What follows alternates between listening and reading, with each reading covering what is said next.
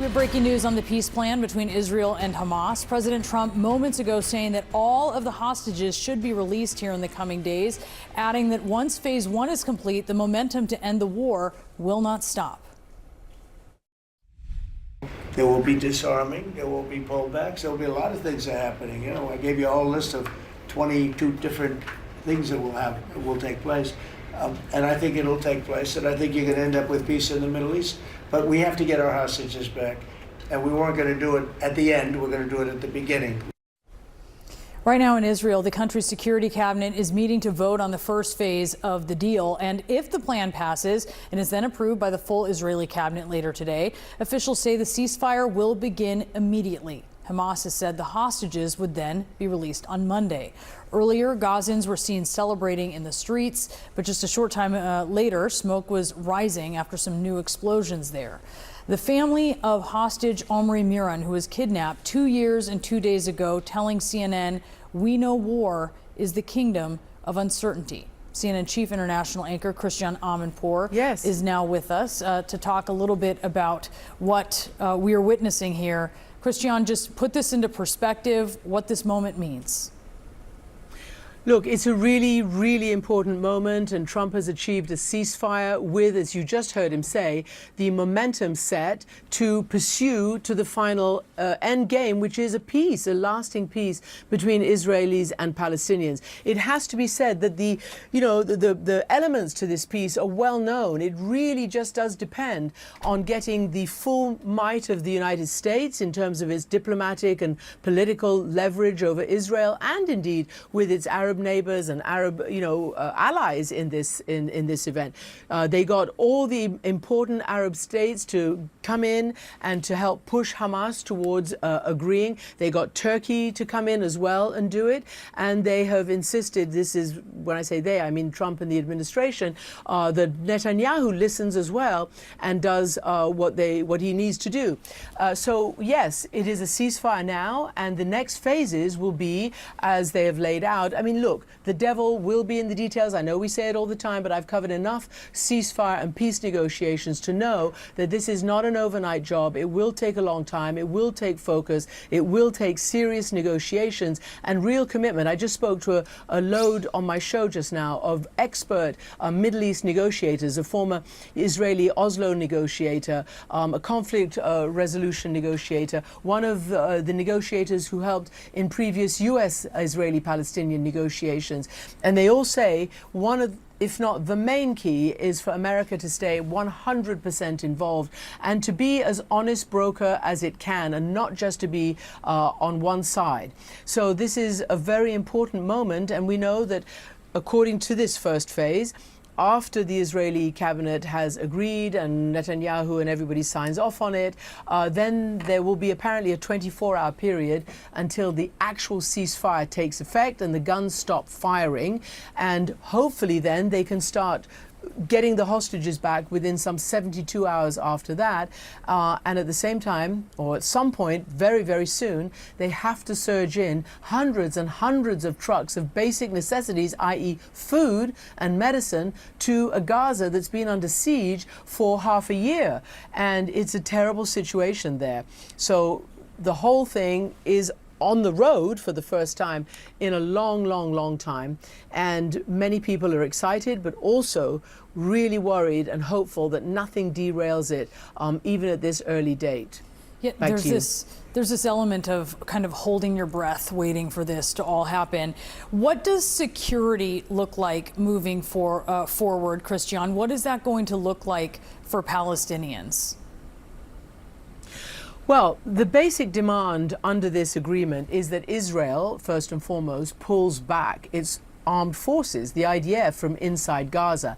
That we remain to see. What lines? Will it be a total pullback? Will it not?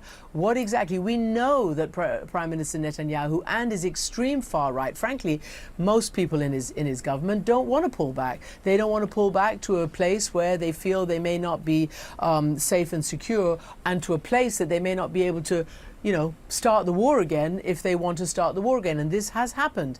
So I'm not saying this, off the top of my head. For the Palestinians, according to this plan, there is some, but the details are not quite clear. There's some talk of trying to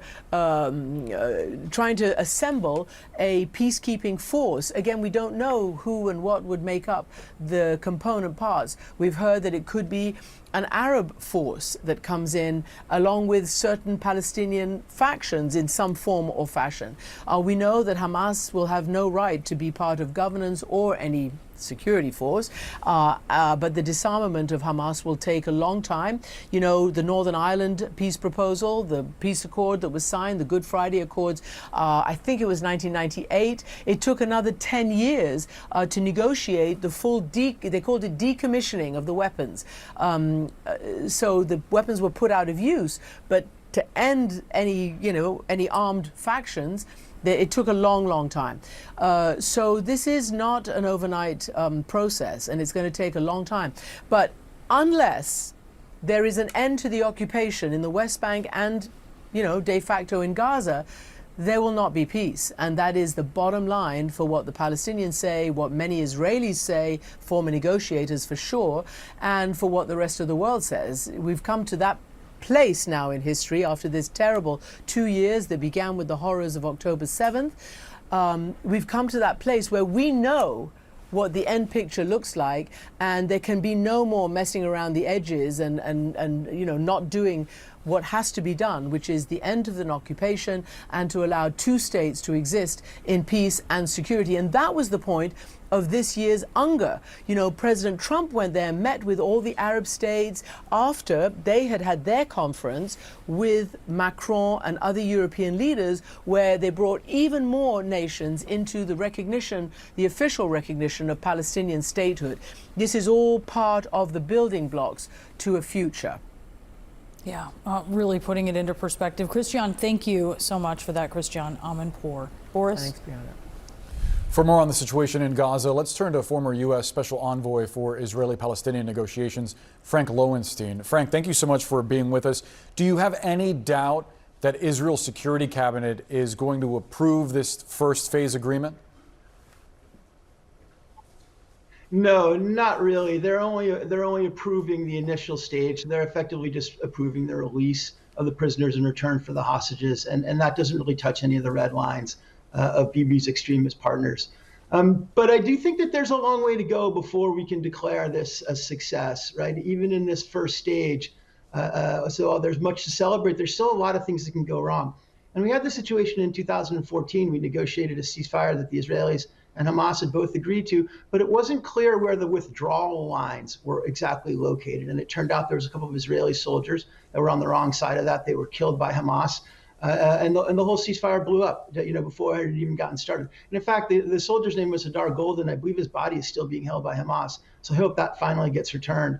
But yeah, there's a lot of work to do just to make sure this first part goes smoothly. And then, of course, all the difficult issues were really left to phase two. So there's some very challenging negotiations ahead. Given the fragility of this peace, I wonder what you make of a senior Hamas official telling CNN that Hamas still doesn't trust Israel, but they've received guarantees that were enough. What do you make of that, and why do you think Hamas is agreeing to this first phase? Yeah, there had to have been some kind of guarantees, because otherwise they were just giving up the hostages in return for a promise from the Israelis. I don't think either side trusts the other at all, nor should they necessarily. So yeah, that had to be a part of that deal. But at the same time, it doesn't mean that any of the main issues were resolved. And I'm particularly thinking about disarming and the IDF withdrawal. President Trump just sort of said casually there will be disarming and withdrawals. There's a whole lot of details that need to be worked out there. And it really goes to the core of the disagreement that has prevented us from having a ceasefire thus far. So there's some really heavy lifting ahead for President Trump and his team. And as Christian said, they are really going to have to stay engaged at a very detailed level going forward, or this could fall apart at any point. I do wonder, just stepping back, what Hamas's remaining capabilities are, if they are in a position where this international security force is going to see issues, is going to see some kind of tension with Hamas there if they don't relinquish their arms, if they don't give up control of the enclave?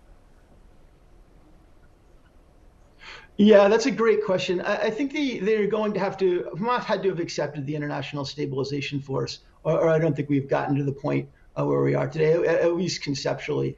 And really, their military capabilities have been severely degraded. They're operating, at 90% diminishment of their capacity. So hopefully they'll take this opportunity to step back, let the International Stabilization Force come in, restore order, and sort of allow people to begin this long and arduous process of reconstruction. But I don't think there's any way the International Stabilization Force will even go in there if there's any questions that Hamas will be fighting them. So I'm assuming that piece of it at least has been sorted out. Frank Lowenstein, we have to leave the conversation there. Always appreciate you sharing your point of view.